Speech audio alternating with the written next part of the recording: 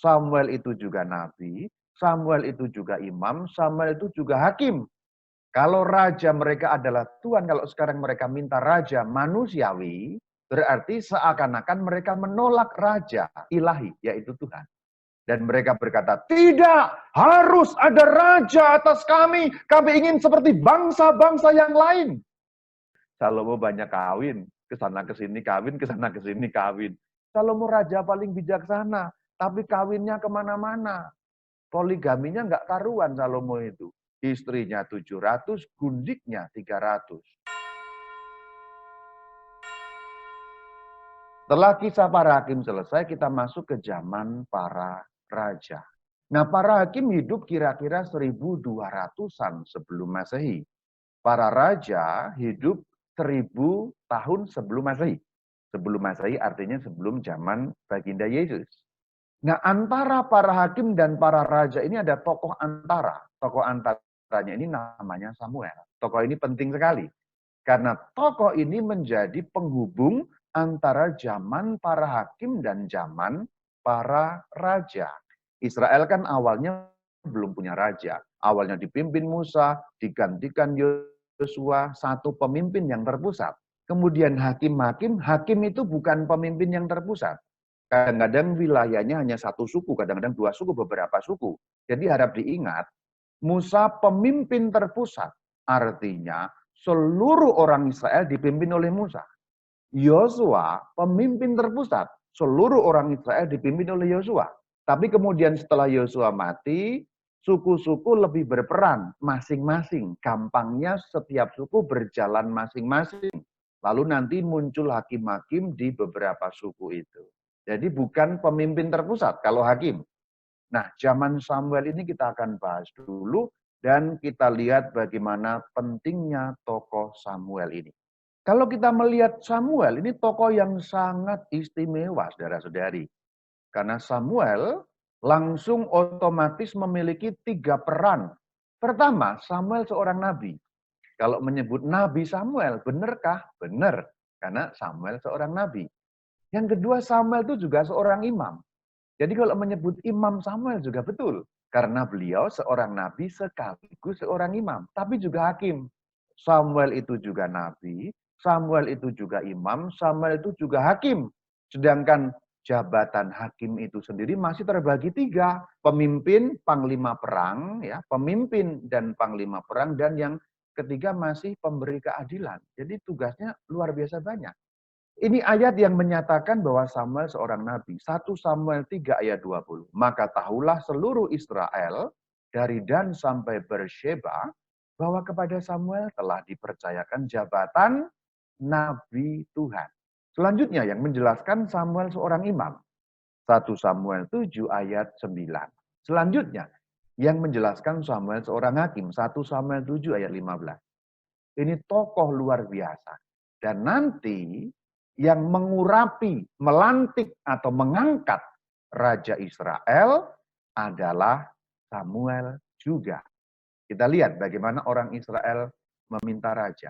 Pada zaman Samuel ini, rupa-rupanya orang Israel pengen punya raja, saudara-saudari. Nah, diceritakan dalam 1 Samuel 8 ayat 4 dan 5.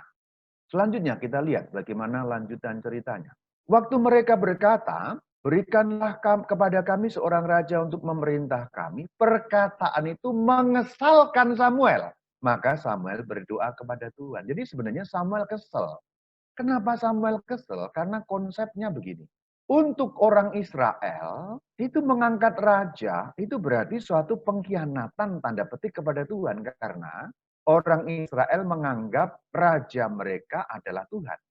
Kalau raja mereka adalah Tuhan, kalau sekarang mereka minta raja manusiawi, berarti seakan-akan mereka menolak raja ilahi, yaitu Tuhan. Itu konsepnya pada zaman itu. Tetapi bangsa itu menolak mendengarkan perkataan Samuel. Dan mereka berkata, tidak, harus ada raja atas kami ingin seperti bangsa-bangsa yang lain.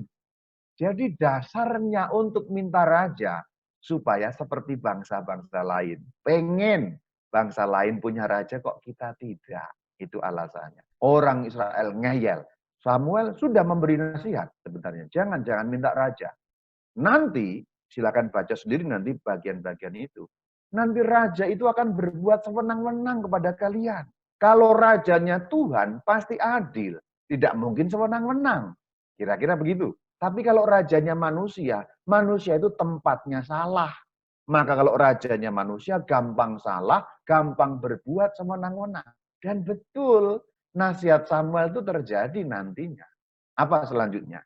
Selanjutnya memang Tuhan memberi perintah, dengarkanlah permintaan mereka. Angkatlah seorang raja bagi mereka. Ini sekali lagi, ini bahasa kiasan, dalam arti gaya bahasa.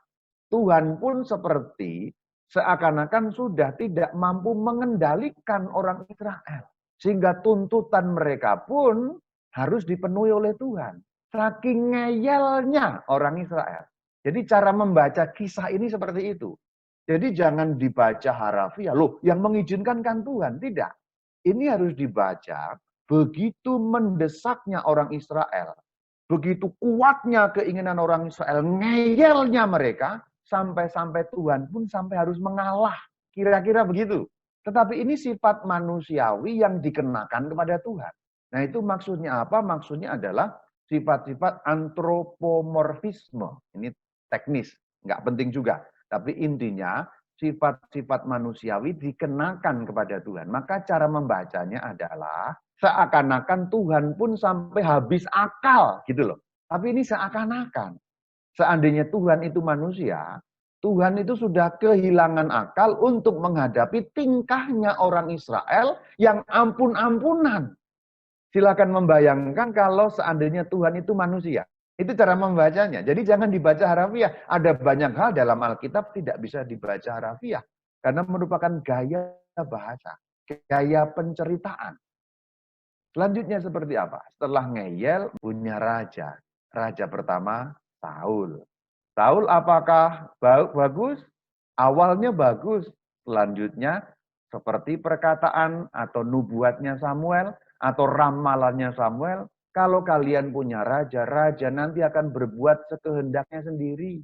Jangan punya raja. Kami pengen punya raja. Nggak usah. Kami tetap pengen punya raja. Jangan. Kami tetap pengen punya raja. Ya begitu yang terjadi. Sudah diprediksi oleh Samuel.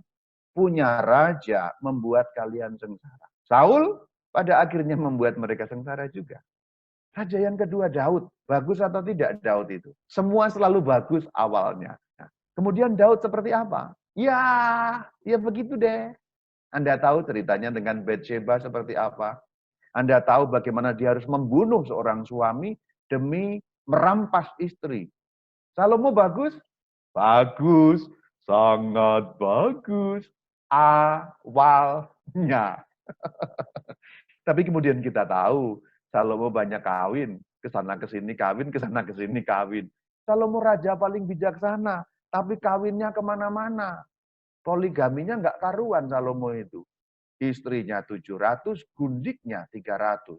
Yang menjadi masalah istrinya dari bangsa-bangsa lain. Persoalannya istri-istri tadi membawa sesembahan lain. Kemudian bait suci sudah dibangun zaman Salomo. Akhirnya sesembahan bangsa-bangsa lain tadi dibawa ke Yerusalem. Artinya sesembahan lain-lain dewa-dewi tadi itu ditempatkan di kota suci. Jadi penyembahan berhala jatuh ke sana. Itulah yang terjadi dengan 3 raja itu. Saul tidak sesuai dengan apa yang dikehendaki Tuhan. Saul mengambil sesuatu yang bukan menjadi haknya. Hak keimaman hanya ada pada kaum imam. Menurut kitab 1-13 ayat 9 dikatakan lalu Saul mempersembahkan kurban bakaran. Ini pelanggaran. Ketidaksetiaan kepada perintah Tuhan. Jadi raja-raja akhirnya bergelimpangan. Awalnya bagus, awalnya setia.